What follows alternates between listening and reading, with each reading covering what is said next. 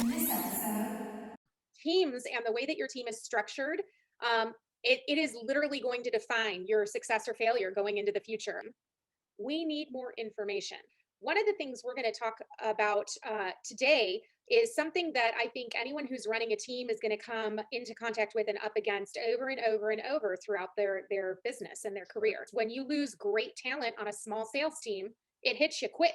And I think a lot of times we hire out of panic. Someone resigns or steps down, and then we're panicked. So what do? We hire the very first person who comes along, and quite often they're not the right person. And that's now part of my daily routine. Is that I now sincerely work on building that bench. The thing that many people get wrong when they're building their team is bigger is not better. They don't know how to hire properly. I'll tell you what, the whole process, the whole KPA and the whole recruit select process, we use that religiously. We do not cut any corners. The biggest mistake we made, if we don't do that, you keep the wrong person on board, and then they become more and more of the culture, and they get more connected with the team, and it becomes more traumatic when they have to leave.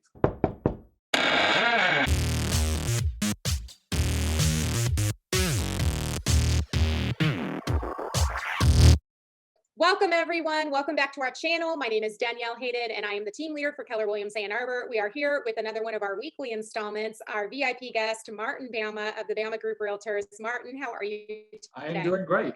Thank you. Thanks for asking. Yeah, absolutely. You've had a really jam-packed, eventful last couple of weeks. You were on a panel for Family Reunion. Why don't you share with us a little bit? How was that for you? Well, it's very different this year because we taped it ahead of time, right? So by the time I got to Family Reunion, I almost forgot what we had talked about because it was so long. So it was just a very, even when we taped it, we were all on Zoom, right? And so you don't have people asking questions. It was very different. But it is interesting because I did get an awful lot of inquiries from people who emailed me directly with questions and stuff like that. So that was fun. It's always fun to be on a panel. What was really cool for me is that we actually, shortly after you were on that panel, we did a video on the task matrix that you were talking about. So I was like, Oh, yes, yeah, like people search for our video because we totally cover this in detail. And I couldn't agree more with you that teams and the way that your team is structured, it is literally going to define your success or failure going into the future. I wholeheartedly endorse your statement that you made there. yeah. And let me just say, it was very cool to hear James Shaw call you a genius. Yes. Yeah. I was like, yeah, all right. No, that So yeah, so we actually just had Erin McKenzie teach at our market center today on running a team according to the MREA models. And so she's a $40 million producer out in Brighton. Her team is Michigan Root. She's the TL. She's been in KW she's been in real estate for 16 years. I don't know how long she's been in KW.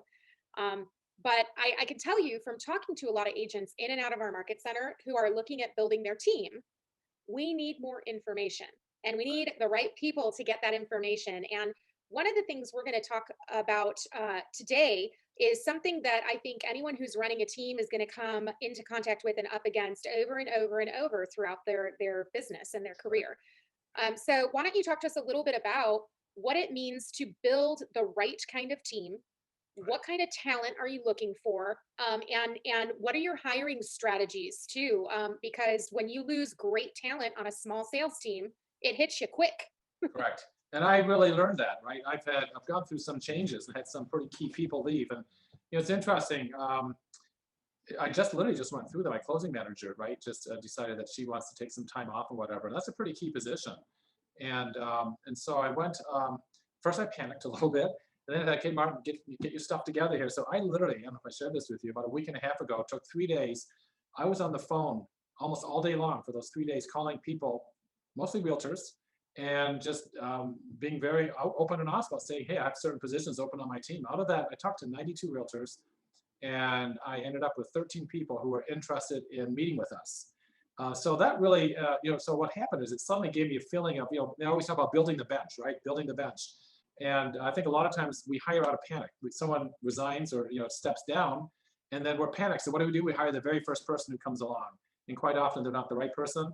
And we do that because we don't have a choice, right? Because we have not been prospecting on a regular basis for talent. And the one thing I've really learned through all of this is my goal now is every day I'm going to be calling 5 different people, whether it be realtors or neighbors or you name it, right? And that's now part of my daily routine, is that I now sincerely work on building that bench because the talent you hire will define your team. Gary Keller always says, you can have two realtors, they're both equally skilled and talented and everything, but the one who's going to succeed is the one who has the talent, right? Versus the one that Yeah. does. And there was a gal, I wish I knew her name so I could give her props. You might know her. Her and her husband run a team down in Tuscaloosa, Alabama. And she was in the panel called Running a Small Sales Team, Run Lean and Need to Succeed, something like that. Yeah. And she made a comment that I'm still singing it from the mountaintops to every person I talk to. That's how much of a splash it made with me.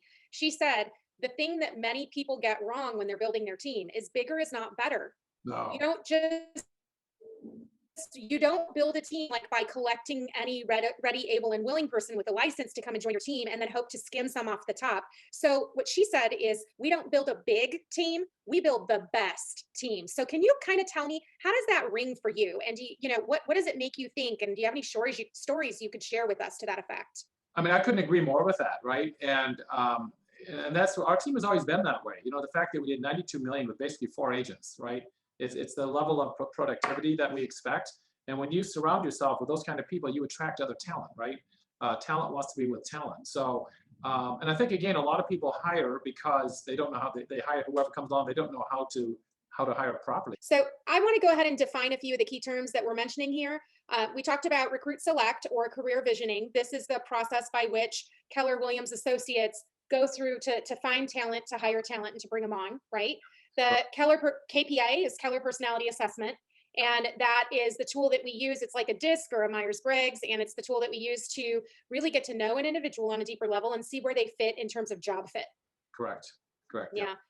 And a 30, 60, 90 would be that first 30 days, 60 days, 90 days. What specifically do we expect this person to develop the knowledge and the skills and the habits to be successful at their position? I'll tell you what, the whole process, the whole KPA and the whole recruit select process, we use that religiously. We do not cut any corners. And the hardest part, I will tell you, when you really like somebody and you really want them on the team, you're going through the process and they'll also go, ugh.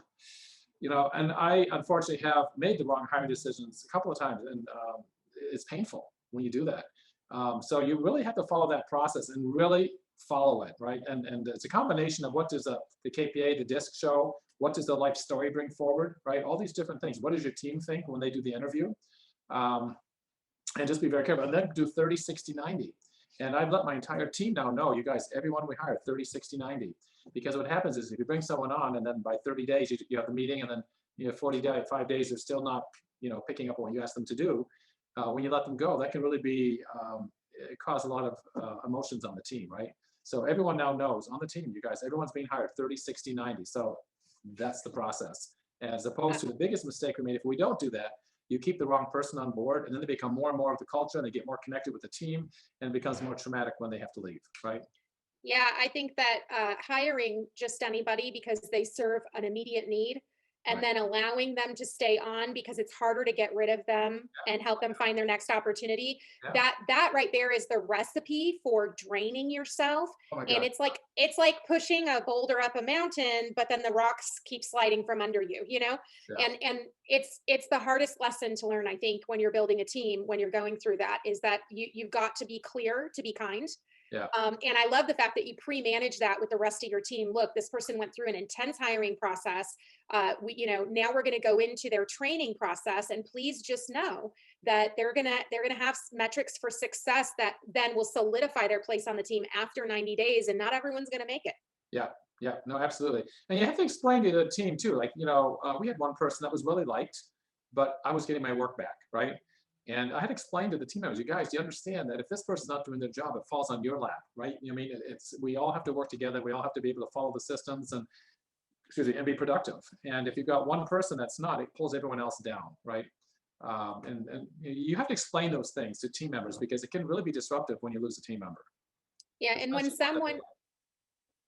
when someone cannot hit their metrics for success in their own wheelhouse, the work doesn't go undone. No. It gets passed on to other people, and that causes long-term issues and resentment, right? Yeah. So you're trying to avoid that by making sure you've got the right fit. And I think that's 90% of the issue is, do you have the right person in there? Yeah. And that's why Gary Keller always says, you guys, as the CEO of your business, you should always be looking for talent, right? And in the past, I never really had to. I had a lot of people who had been with me up to 24 years, right? So I wasn't very good at hiring. But I've really learned, and it's different now too. When I looked at 15, 20 years ago, it was very different. People did stay on their job for a long time. In this economy, it's amazing how many people, they're 2, 3, 4, maybe 5 years, and they switch. So you have to be on the constant lookout. And that's the one big change I've made after going through, this last change in my office is it's now part of my daily routine. And as your team grows and you go even further into being more of a CEO and less of a specialist on your team, I think you're going to find that your prospecting is going to shift exactly like you're talking about right now, right? You're going to be prospecting for talent more than anything, and that's an interesting shift to go through when you're in real estate sales, is to go from prospecting for clients to prospecting Yeah. for talent. But No, it is the definitely. ultimate piece of leverage. And what's powerful about that, like you even said, it allows you to be kind, right? Because the expectations are totally set up front. And so there's no surprises, right? And you give them a 30 days. And this is where you have to be honest, because it's hard to be honest when you have to tell somebody that they're not doing their job. But the expectation is set up that way. 30 days, you really have to be honest and say, this has to change, right? And then with us, I found for the last couple of people, the two that just did not fit in, it was 45 days where we realized this is it. This is not working. And so we didn't even That's get to the 60 or 90. But that's good to know though, because it's almost as if you've got your first 30 days where you give them every opportunity. Right. You schedule those 30, 60, 90-day Right. meetings. You schedule them on day one, right? You hold Yep. the place for them and you make sure you do them. And you have a time to course correct at that 30-day interval. Yeah. But if you give them 2 more weeks and they're still not even performing, then not to go further. The other thing that it really has helped me a lot lately in my conversations with folks that are growing teams is you don't have to correct so much, and it's not taken as personally when you start with the standards in mind, Correct. right?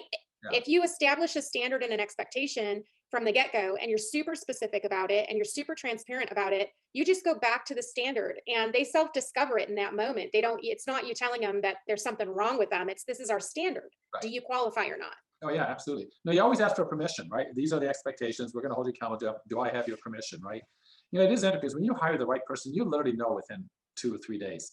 Like Gary Keller always talks about, you want a thoroughbred, right? You basically tap them on the butt and they take off. You give them the procedures and that, and they figure it out and they do it, as opposed to the donkey that you're constantly pulling up. They finally set up. The minute you let go of the rope, they go sit down on their butt again, right? And that's what you want. And you figure that out when you hire someone. You'll see within the first couple of days if you got a thoroughbred or a donkey. Can you give our viewers here one or two things that you feel you see from a thoroughbred in the first 2 or 3 days? What are the things that scream to you, this is the right person?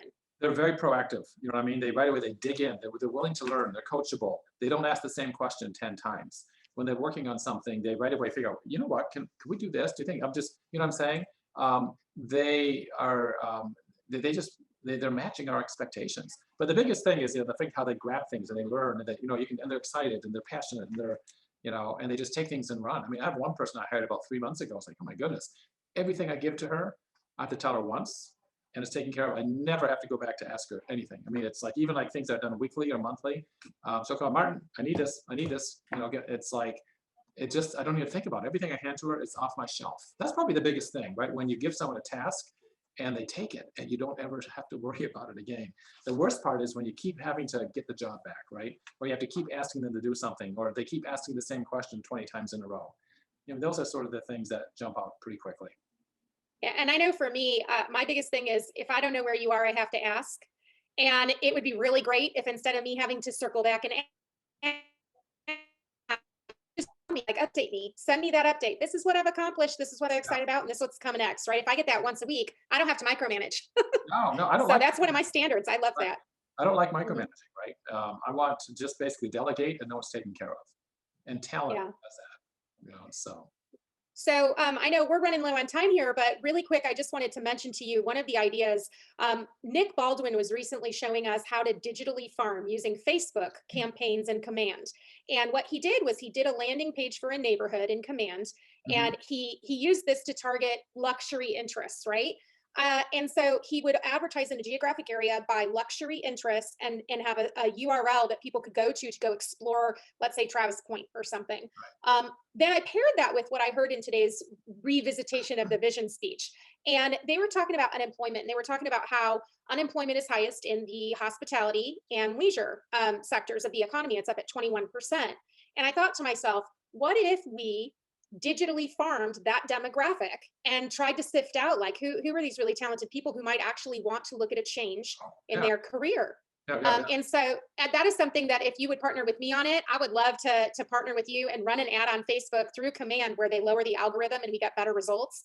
And we Yeah. could actually see if we could digitally farm from the leisure and hospitality sectors to see who wants to come and be a realtor. No, I think that's brilliant. I don't know anything about that, so that's definitely on my team, but, no, absolutely, absolutely. All right, fantastic. Well, I will reach out to the folks on your team and we will get that ball rolling and see if we can get ahead of any other people looking for talent out there and help change lives. Excellent. Okay. Awesome. All All right, have right, a thanks great so day. much, Martin. Yeah, Yeah, thank you you. too. Okay, bye-bye. Bye.